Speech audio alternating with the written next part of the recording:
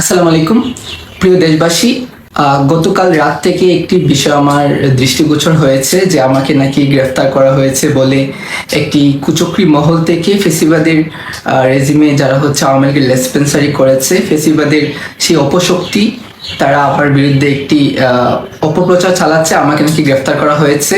আমি মনে করি এটি শুধুমাত্র আমাদের জুলাইয়ের সকল পক্ষের শক্তিসমূহকে একে অপরের বিরুদ্ধে দাঁড় করে দেওয়ার জন্য ফেসিবাদের সেই অপশক্তি সমূহ সংঘবদ্ধভাবে একটি অপরাজনীতি, একটি নোংরা ষড়যন্ত্রে তারা লিপ্ত হয়েছে।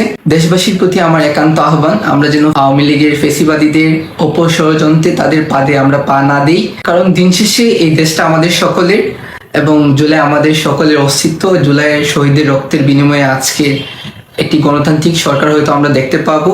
সো জুলাই আমাদের সকলের অস্তিত্ব, সকলকে এ সকল অপপ্রচার এবং গুজব থেকে বিরত থাকার জন্য আহ্বান করছি।